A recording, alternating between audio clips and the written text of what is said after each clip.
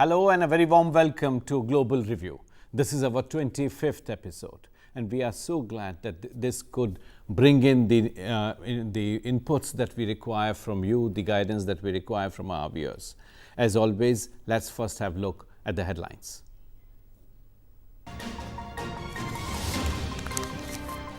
US-Turkey ensuing economic war, more focus on tariffs this time. Qatar offers Turkey help of $15 billion. Venezuela's currency is again devaluated, this time by 96%, total 3,000%. Malaysia takes on Chinese projects, cancels projects worth $2.5 billion. Afghanistan offers ceasefire, which again is rejected by Taliban. United States contemplating new regulations on 3D gun printing.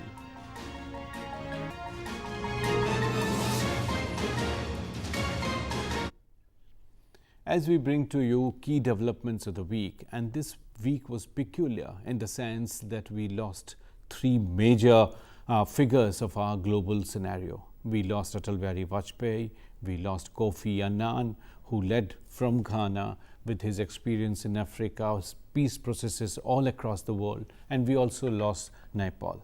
In this, let's have a look at Atal Vajpayee's legacy in our section Across the Globe.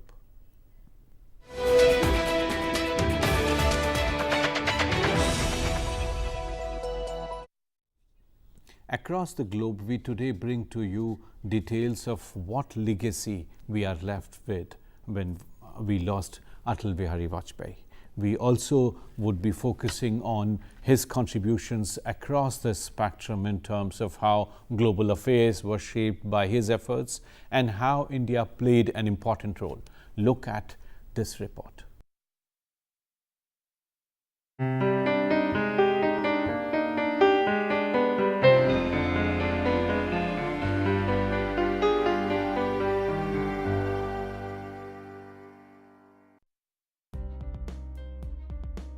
Late Shri Atal Bihari Vajpayee was a visionary for India's foreign policy. Known as the original connectivity man, he envisioned the Chabahar port with Iran and entered into a tripartite agreement to connect Iran to Russia and would strengthen India's connectivity with Afghanistan. This vision started to concretize in 2016 with the Chabahar project, which is to be opened in 2019, and a North-South international transport corridor to is partly opened. He extended a hand of friendship towards Pakistan and opened dialogue with the people of Jammu and Kashmir. On the eastern side, Vajpayee planned a similar connect between the northeastern states and the ASEAN countries, including trilateral highway from Manipur to Thailand. The construction for the highway is underway and India's Act East policy is started to boost regional connectivity. During his time, Vajpayee launched a small rail link between Petropol, India and Binapal, Bangladesh, which is not getting a boost with the recent Triupra-Bangladesh rail link project. Towards China, Vajpayee viewed engagement as a strategic necessity and made several outreach efforts in 1979. In 2003, as Prime Minister, he reached out to China, which led to the signing of a joint declaration to build trust and understanding between the defense forces. This marks as a watershed event leading to creating space for renewed India-China relations. At the world stage, Vajpayee carved a respect for Hindi as he became the first Indian leader to address the UN General Assembly in Hindi in 1977. He also is remembered for making India's nuclear status public with the 1998 nuclear tests. Vajpayee was the first to declare India-US as natural allies, opening a new strategic space and deepening cooperation between the two countries. Vajpayee's speech at the Asia Society in 1999 is known to have laid the groundwork for US President Bill Clinton's visit to India, the subsequent civil nuclear deal with President George W. Bush, and still influences relations between India and US. So Vajpayee played an extremely important role in India's foreign policy, both in terms of bringing the fellow neighboring countries in the mainstream of economic development, and also triggered in Indian economy so as to bring and have that inclusive approach. Many years before the world launched Sustainable Development Goals with the idea no one should be left behind. And Atalji was actually practicing it through his approach to foreign policy. To discuss this issue, we have an extremely eminent panel today. We are joined here by Dr. Rajat Nag, the Distinguished Fellow at National Council of Applied and Economic Research, and we are also joined by Sreeram Chaulia from Jindal School.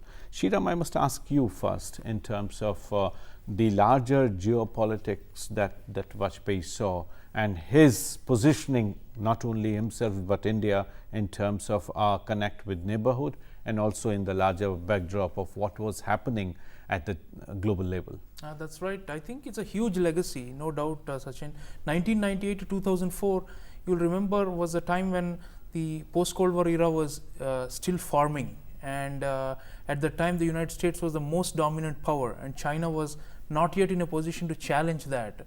So I think it was very important for us to begin to move out of the Cold War era calculus and to show greater flexibility. And Vajpayee did that, and he also gambled. So on one hand, natural allies with the US and building the relationship, but on the other hand, he also determined it was in our supreme national interest to go ahead with the nuclear tests, even incurring the wrath of the Americans. And I remember 1998 when we did the Pokhran II, people said, this is foolhardy and we're going to lose the investment and economic opportunities with the West. And I think he was very clear-eyed at the time, and he said, India is so big and India is democratic, they will come back to us. And Jaswant Singh and Strobe Talbot, the Prime Minister, authorized the series of bilateral dialogues that eventually led to removal of the Western sanctions within just 2 to 3 years of 1998. So I think that was a hallmark achievement. Vajpayee was a very gentle, humanist, but when it comes to hard-headed decisions, he never stepped back from them. That was one thing that was great about him. The other factor which many people forget and don't mention, we have not seen so much in the obituaries, is he was one of the first prime ministers to move towards the diaspora. So connectivity, absolutely, as our report has mentioned, but also diaspora, because the ideology which he brought from the Janasangh and the BJP was far more inclusive and wanted to bring in the diaspora as the forgotten kindred of Mother India. As opposed to the earlier eras when they were discarded and seen that you belong to the countries which you chosen to settle. So today, Prime Minister Modi has in many ways, continued and taken it to much higher level of what Vajpayee began. So we had this first movement towards having, ministries and bureaucracies catering to diaspora affairs, to bring back, the diaspora in a big way, to reconnect them. The third thing I will say is towards the neighboring countries, as you mentioned, connectivity. Of course, some of the projects he started, unfortunately, we are still waiting for them to be completed now, like the trilateral corridor.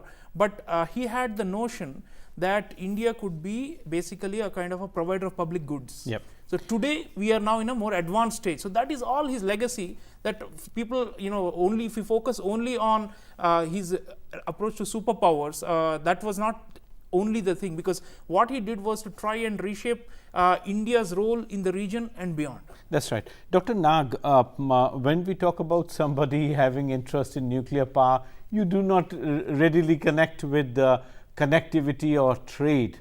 You being in ADB for long and now as an independent researcher, what is your take on the effort that Vajpayee made for connectivity within the region?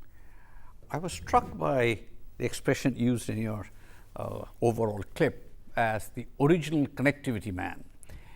And Vajpayee ji was, as you know, the originator of the idea of the golden quadrangle. This was connecting within India. Yeah. Yeah. And that was quite a breakthrough. Infrastructure was always a challenge. But in the foreign policy arena, what always struck me was that he looked at connectivity beyond the borders. Looking east, we talked about the India-Myanmar trilateral highway. But Vajpayee ji was very perceptive in recognizing that India cannot connect with its neighbors to the east if India doesn't connect itself in the Northeast. And therefore, many of the things that we started to see during his time was important to connect India within itself. That's right. And also across the borders. And I'm sure we'll have opportunity to talk about it. I think that was a very important. So he saw connectivity, and as Sreeram said very rightly, not just in physical connectivity, Yeah. but that was a very important building block for him. And he put his resources, his own imprimatur on that connectivity plan within and outside India. Sreeram, the point that you mentioned about diaspora, I recall in 1949 when India had to send Kaka Kalelkar to Africa to see what we should do with Indian diaspora, which was facing huge challenge in Ethiopia.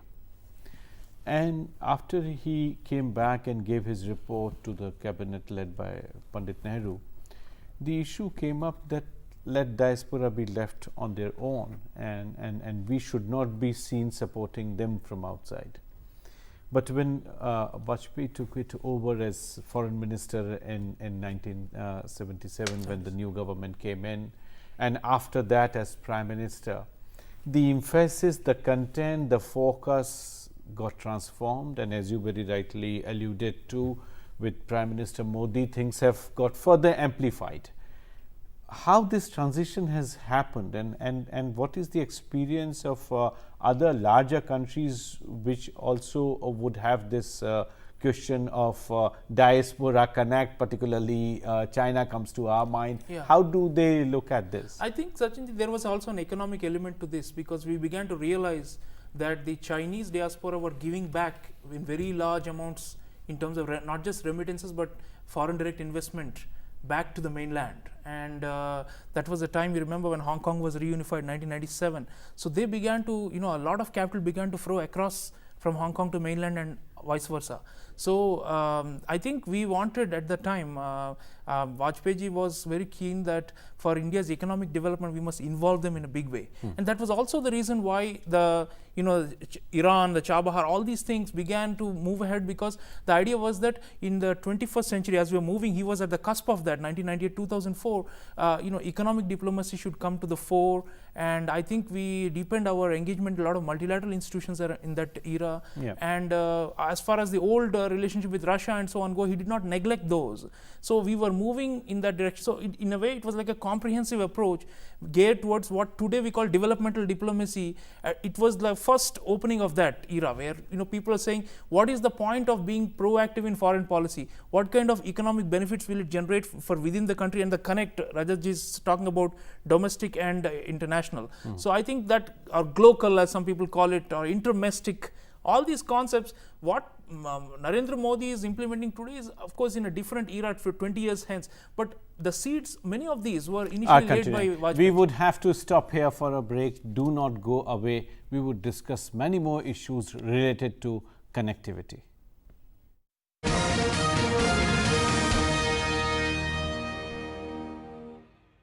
Welcome back. In this section, we take up issues which are not in your media headlines. We call this Beyond the News.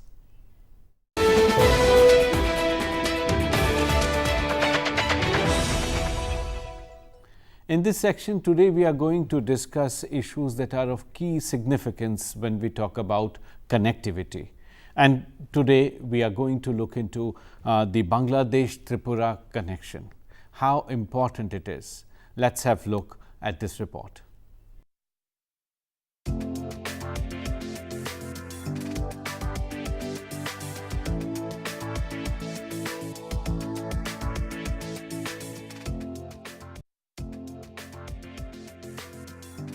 Boosting India-Bangladesh cooperation, a new 45-kilometer long rail link between Agartala in Tripura and Akhora, a sub-district of Chittagong in Bangladesh, is being constructed.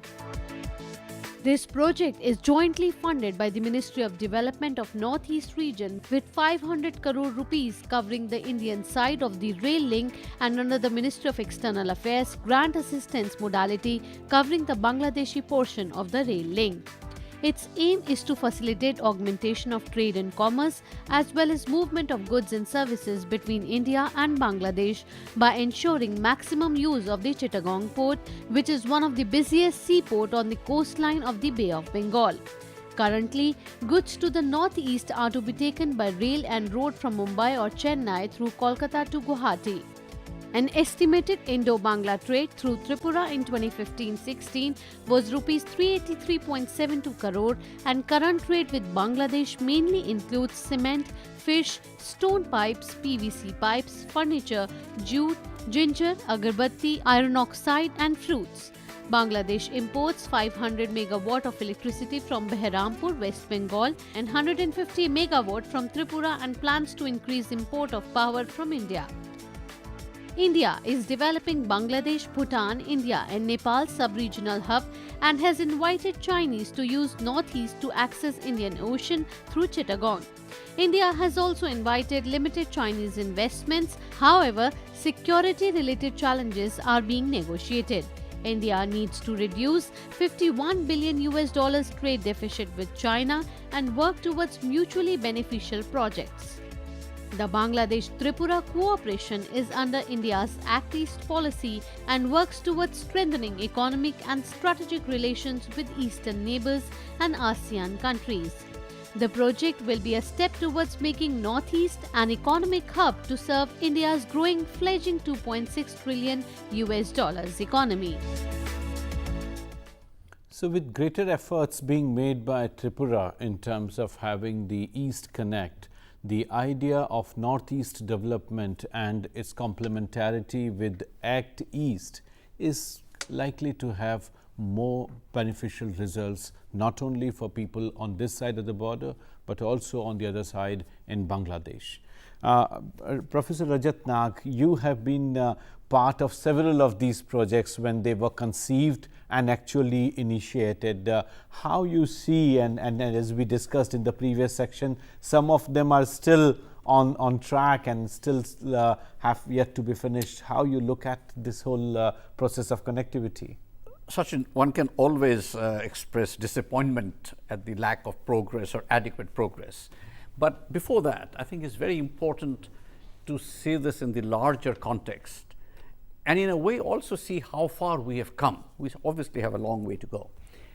And for me, the exciting thing about what you're talking about, Tripura-Bangladesh cooperation, is really we are reintegrating the region. I mean, this region was one of the most integrated regions, in the world pre-partition. This was all one market, and political forces put them asunder. So we're trying to reintegrate, and that process of recognizing that Tripura, which sort of has Bangladesh on three sides of its border, is really key to having its connectivity with Bangladesh through Chittagong port, which will make it much more efficient and effective to really connect places like Calcutta, rather than going all the way across the chicken's neck into the northeast. So Bangladesh-Tripura cooperation for me, Sachin, is not just between those two entities. It really involves the all of northeast India, eastern part of India, and more importantly and excitingly, it really connects beyond Bangladesh into Myanmar, then into Thailand, then into ASEAN. So as your commentary just spoke about, the Northeast becoming an economic hub of India's $2.6 trillion economy, I always say, no, we need to look even beyond. It can become the hub of almost a $6-7 trillion economy if you take ASEAN, if you take BIMSTEC. So my take on that, Sachin, is huge potential. I think we've made good progress, very good progress in some, not so in others. And Bangladesh-Tripura cooperation, I think, is going to be a very key linchpin.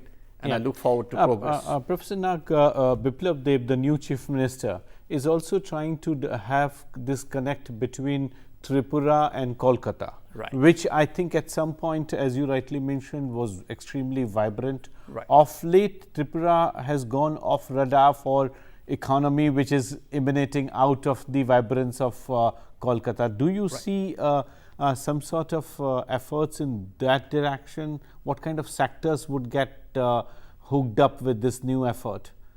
Very much so. I think what has happened is, if you look at Tripura just as Tripura, then of course it's a small economy and That's people right, say, yeah, what's there? yeah. But if you look at Tripura connecting to Kolkata through Bangladesh, rather than going through, as I was saying, the chicken snake, it opens up a huge potential, because then the entire economic activity in the northeast Yeah. can move westwards, i.e. towards Kolkata, through Bangladesh, and eastwards through Myanmar towards ASEAN.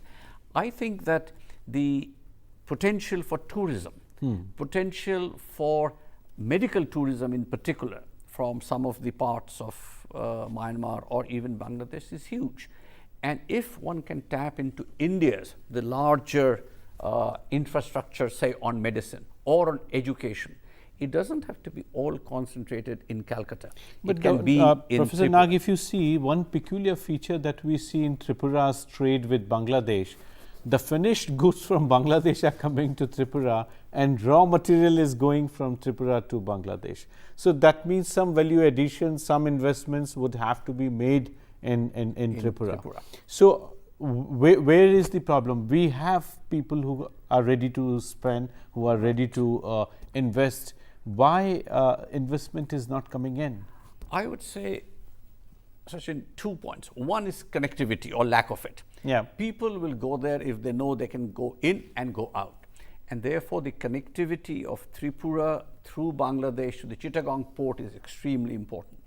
That's one. The other is really, very frankly, nuts and bolts, micro level business environment. Yeah. Why would people go there? Yeah. If you have the right environment, then I think Sreeram, here Prime Minister Modi's efforts in terms of taking our bilateral relationship with Bangladesh one notch above, is it going to pay any dividends to us in terms of? I think, Sachin, the Act East is actually more conducive for us than the Look West, because on Act East there is practically no friction or stoppage. I mean, all across ASEAN member countries, starting of course Bangladesh not part of ASEAN, but then you have Myanmar and then the rest of them, all of them welcome Indian presence and entry. So in that sense, it's free flowing.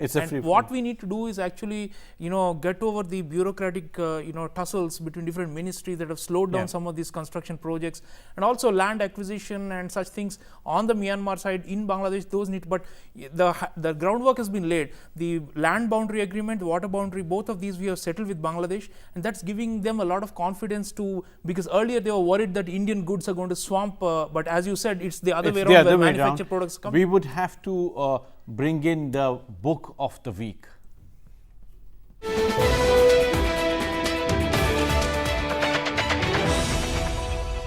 And as Sreeram was mentioning, this time Asia is going to play an important role. Act East policy and our efforts for Northeast are going to be extremely important. And this time we have picked up the 21st century. Are we sure this is going to be Asia's century? And that's what Rajat Nag poses to us. This is an important question that we need to answer. And Rajat, what's your answer? How do you look at this question? This is why I put a question mark. That's right. I didn't say 21st century Asia. Yes, I can show it to you. I said question mark. It's a question mark. Now, to me, the question mark is there because I think the Asian century is plausible, but not preordained. It can't be taken as a given. And my feeling for some time, Sachin, has been that in Asia, fueled by China's phenomenal growth, India's growth, East Asia's growth, we have become almost sort of euphoric and assume that it's an autopilot, and therefore Asia will, achieve its place in the global order, accounting for almost 50% of the global GDP by 2050. But my point is, yes, it can happen, but there are some major challenges about inequality, lack of inclusiveness, infrastructure, financial sector, lack of regional cooperation that we've just talked about, environment. So there are some major issues along the way, Exactly. which need to be met. Yeah. Next slide. Sreeram, just quick reaction on Asian century. Sachin, What impediments? the Pax Britannica, Pax Americana, the previous ones were based on military might and occupation of large territories. When we say Asian century, 21st century, it's got to be different, it has to be centered around economics. And that ties back to Atal Bihari Vajpayee and his legacy, because if we give primacy to economics in diplomacy, I think that is the way to expand influence in the 21st century, to avoid violence and wars, which were the basis for building the British century or the American century in the past. So Asia, we need to integrate far better, and despite the geopolitical rivalry with the Chinese, I think we have a way forward in these processes that we are talking about, connectivity and all this. That's how eventually we'll be able to We would realize have to stop here. This conversation would continue. You can give us your feedback on my Twitter account, which is here right now on your screen. Please be in touch with us. Give us your feedback. We would come back to you next week, same time. Till then, thank you and goodbye. Thank you.